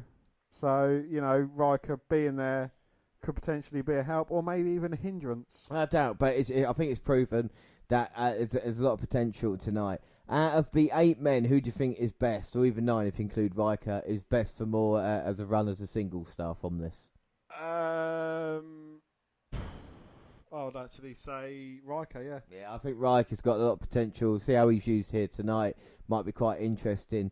As for who have you got in this match? I cannot divulge that. It's definitely one of the 4 teams. Well, I think we will. I'm going to predict this. We will see new tag team champions here tonight. I'm going to go with you on that one. We definitely will, yeah. All right. So the next match, let's talk about the North American Championship. And, of course, that is the Velveteen Dream versus Tyler Breeze. And I think it's a very interesting match because these two guys that maybe have not had or wouldn't have had a success maybe in WWE as they've had in NXT. And we've seen what's happened to Tyler Breeze since he's kind of come down, He's back in NXT now. But what are your thoughts on the Velveteen Dream? Velveteen Dream, he is certainly a strong character. Can I see him working under Vince McMahon's tutelage? I'm not quite sure. Vince McMahon's going to want some strange things from Velveteen Dream. Is he going to kind of push him like he would have done a Stardust or Goldust kind of character? Come with someone who's more out there than kind of fixating on his actual talent that he has got loads of. But is Velveteen Dream, is Prince Pretty right for saying that Dream is kind of rip-off of the Prince Pretty character that was in NXT? No, they're completely different. Apples and oranges. Well, this is what Breeze is saying. He's saying the guy that's coming around and kind of giving it all out as he is. And he says, as we know from the very first takeover with Tyler Breeze being involved, who was his first takeover match against? Well, he was in, not so much takeover, but the first NXT pay-per-view. It was a rival, and he was in a match against Xavier Woods. It ended in a no contest after 35 seconds. From there, but lots of shenanigans going on. NXT Takeover May 29th, 2014.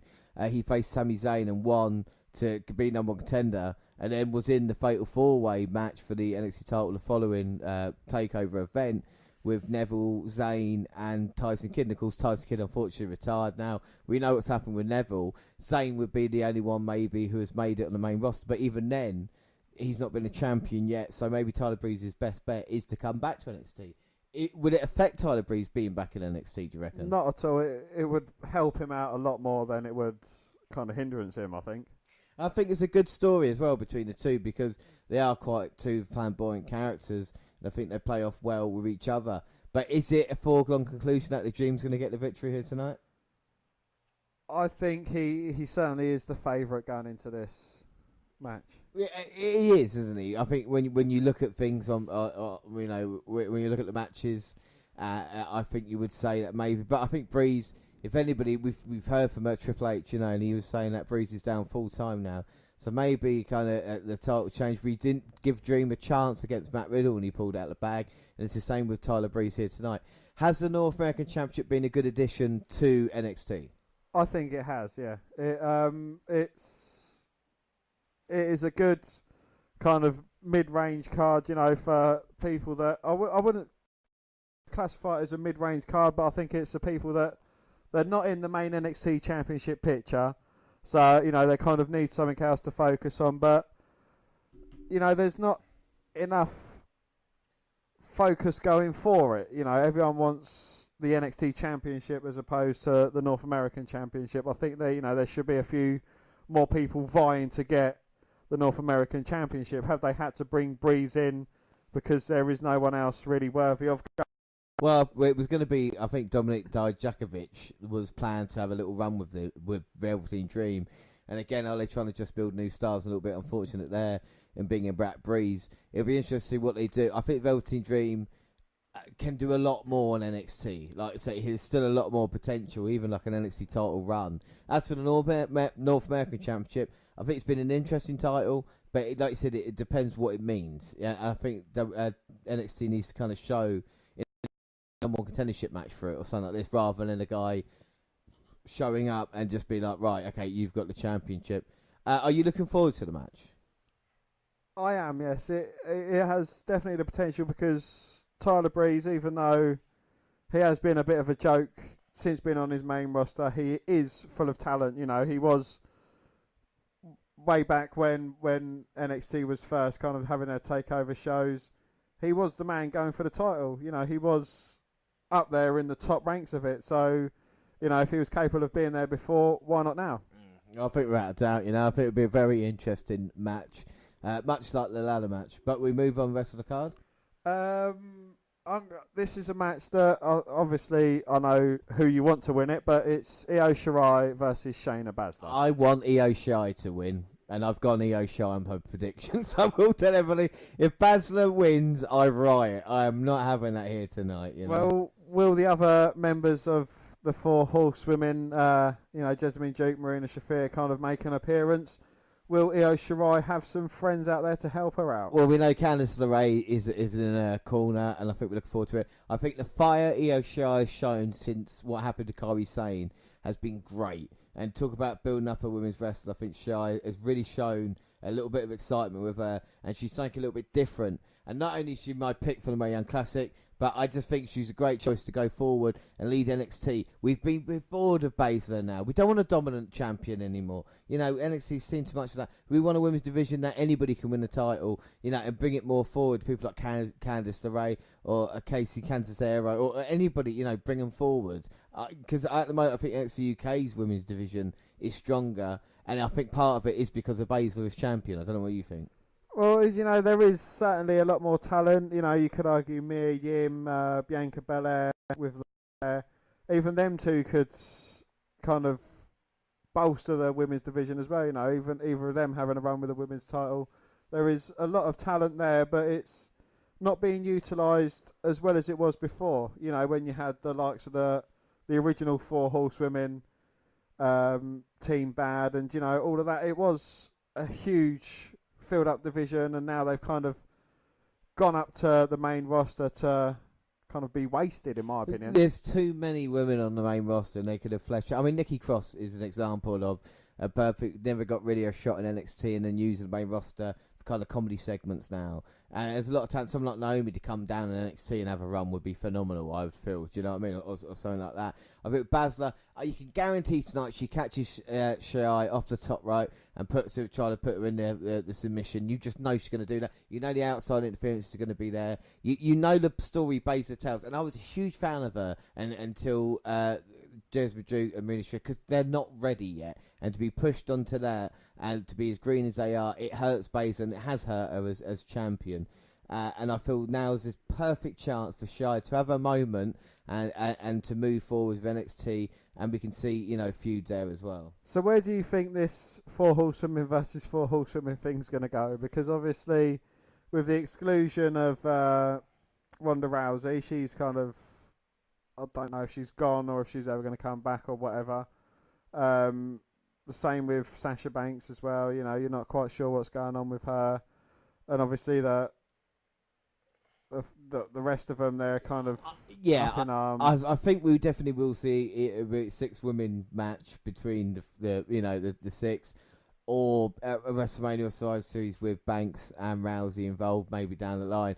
But that's what they're doing it for, because they've got their ideas for Baszler, and when she goes up to the main roster, they're going to treat her well. I think that's going to one of the few women that when they take her up, they're going to know kind of what to do with her and where it slots in, where it be a Raw or SmackDown. But I think now it's time to pull the trigger and say, right, you know, let's either go Baszler up with those 2, even though they're not ready, but it's damaging the NXT women's product, and that's what we have seen, and it's becoming the match. I mean, there's a lot of matches on this card. People were moaning about TakeOver tonight not being as big or having the great matches as it used to have, but it's a developmental league. They move people up and that, you know, we've seen it before, but again, you've got to use the talent that you've got correctly. And I think with the women's match is probably the one that I'm thinking to myself, I just want it to be nice and quick and shy. Victory, pick up, move on, you know. I mean, Baszler, what are your thoughts? You know, I don't want to take all the bad things for Shane, yeah? She has improved slightly, but I think she'd be improving better if she didn't have Shafir and Duke by her side. I think she kind of relies on them a bit more than she needs to.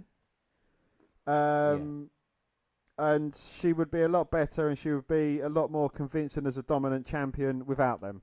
Yeah, I completely agree with that, you know. And I think therein lies the problem when it comes to Baszler, and I hope, you know, we can have a new champion here tonight. Move on, the next match, Roderick Strong versus Matt Riddle. Again, we talk about ladder match starting things off. This might get the crowd happy. I'm surprised by Matt Riddle's treatment. I don't know about you, but I thought he'd be protected a little bit less, a little bit more, and he's kind of been pinned the past a few matches. It's been a bit of a surprise, really, hasn't it? You know, he has, but I'm glad to see, because I'm not a fan of streaks holding people down. You know, I was a huge fan of Oscar's streak. Don't get me wrong, that was well deserved for her. But you know, someone like Matt Riddle, I think it's more convincing if he actually loses. You know, he was kind of overpowered by the team, you know, undeserving era during that tag match, and yeah, you know, I think it was right him getting the pin over Johnny Gargano. But he, aside from not wearing boots and acting like a complete fucking doofus, he has actually got it down in the ring. I think he has. I think he showed with a dream at the last takeover what he can do, and I like Riddle's style in ring. It's just like I said, his character and the footwear problem. But I think tonight he needs to show a more aggressive nature. I'd be surprised if it's more back and forth. I think now he's got his eyes set on higher members of the Undisputed Era, and I think taking out Roderick Strong might be a good step for him and a good story told. You know how they build NXT. As for Roderick Strong, credit to Roderick Strong, I've got to say. Unlike, people like Hideo Itami, he was around at the same time as they were, and he's managed to stay relevant throughout all this time when people didn't really give him a lot of chance, did they, No, and I think he bounced down to 205 Live, was it? Yeah, he went to 205 Live, yeah. Yeah, he briefly spent some time there. He was kind of always the guy that would be in the big one, but always come up just too short. And again, credit where it's due, he is a very good worker as well. Yeah, I think without doubt the heel turn definitely. And now, people are thinking Strong is going to kind of turn on Undisputed. But I got another idea. Maybe he'll help him out, even if in defeat to Riddle. He'll come out and actually show that he does make a difference in the Undisputed Era by allowing Adam Cole to win the NXT Championship here tonight. I mean, that's my view on things. But, hey, who have you gone for in the NXT title match, Dan? I've gone for a good match. Oh, you've gone for a good match? I have indeed, yes. Gargano versus Cole. It's their second meeting on pay-per-view. They had a relatively good match, and, the Undisputed Era kind of hampered Cole's chances of getting victory, even though they was trying to assist him. It kind of led to a few cracks being shown in Undisputed Era. But, they've managed to fix them and they're stronger than ever. And, is it time to kind of change up who's in the Undisputed Era? I think you could go. I've hedged my bets on one way, but I can definitely see Strong turning to the good side and going against Adam Cole. But I don't know if you agree. I know you hate Adam Cole. I think he'd be working off better as the face going against the Three as opposed to Roderick Strong. Well, that again, this Undisputed Era thing, because it's kind of a story going to be played out during this card. Because Undisputed Era, they could win the tag team titles. Strong could get a sneak fluke victory over, and then Adam Cole loses, and they're like, well, we've managed to win our match, you've lost yours. Or it could go, against Roderick Strong. There's, it is a very interesting story, and I'm looking at the way it unfolds. Yeah. Well, I think tonight is a story told, and I think this is the beauty of takeovers, much like kind of old pay-per-views that we talk about. It's a story tonight, the 25th takeover, most successful, or the biggest group that's had the most impact in NXT in the Undisputed Era. I think they've been featured in so many kind of takeover events, and even like live shows with Adam Cole being involved. I think we've seen a lot of that, and I think tonight's about what happens with them, and it's great storytelling by whoever's writing it, would be Triple H, whoever else it is, about what happens in the Undisputed Era with so many different possibilities. Speaking of the main event as well, Gargano, before we talk about Johnny Gargano, how great he is, there was NXT Takeover, Target NXT Takeover, which was on the network, about 25 minutes long, and it showed the build-up between Gargano and Cole. What were your thoughts on the show? We watched it earlier. It was actually quite an enjoyable show. It goes backstage, talking about all the build-ups to the big matches, and I thoroughly enjoyed it. Yeah, I do like insights and what happens backstage. I think it is an exciting show. Yeah, I like the fact that Gargano kind of went back to his kind of the hometown with his dad's. The dad's restaurant's called Gargano, so it's quite cool. And they're there, he's showing off the NXT title belts, kind of all his friends and family and stuff like this. And kind of enjoying the moment. Adam Cole saying he's wrestling at NXT live events every night, getting ready. So even then they're kind of building up in that way. And Adam Cole's really selling for me at the moment. He's showing a bit of aggression that I like. He's a great worker. The character's down to a T at the moment in time. And as for Johnny Gargano, I don't think there's anybody more likeable. Not since maybe Shawn Michaels, as we've had a baby face that just seems can do no wrong. And even when he had that weird little turn a couple of months ago, kind of changed his character for the better, more aggressive in a way. But, it's still loved, isn't he, by everybody? But you kind of saw that play out into the culmination of, him limping out, Tommaso Ciampa attempting to throw him into the LCD screen, and Gargano was like, no, mate, not this time. Turned it around. So that's what he was doing, So they're playing it for the long haul. But in this Gargano versus Cole match, sorry to bring it back to it, but if Cole was to win it, I'd like to see him win it on his own. Yeah. Without, Strong, without Fish, and without O'Reilly. Just do it and go and prove that he can do it on his own, because I don't think that's a side of Adam Cole that we haven't seen of him yet. And I think Gargano, even though I love him as champion, is better fight going for it. You know what I mean? As in challenging for the gold. And I think even if he loses, you can set up another match with Cole at SummerSlam, not Brooklyn this year, but you know what I mean, in Canada. And set up a rematch in that way. I think it could be really interesting. You talk about, Gargano's story. You talk about the Marvel Cinematic Universe. It's like Takeovers are Gargano's journey from DIY as a tag team and through to the success he's had as North American or NXT champion. And even Undisputed Era, we talk about one of my favourite moments, McIntyre versus Rude. And it was the Undisputed Era who attacked at the very end. And tonight they have a chance to walk away with gold. And that's what makes takeovers so great. What are your hopes and expectations for takeover events here tonight? Again, I hope it's a good pay-per-view as we normally have. I think the ladder's probably going to be my favourite match from the night. I hope that Jessamine Duke and Marina Shafir don't get involved in the Io Shirai Shayna Baszler match.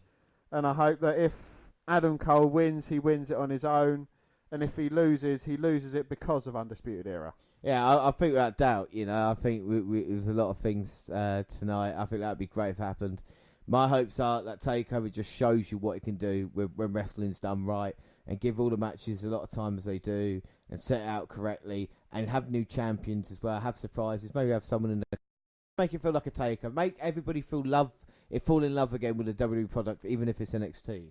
Do you think that because it's TakeOver 25... it's going to be a special event, or do you think it's just going to be like the subsequent other takeovers? I hope it might be special. I hope it'd be nice to see people like Finn Balor in attendance. Do you know what I mean? Or so like because they had such a big role in NXT. I think that'd be quite nice. I think we might see clips throughout the night as well.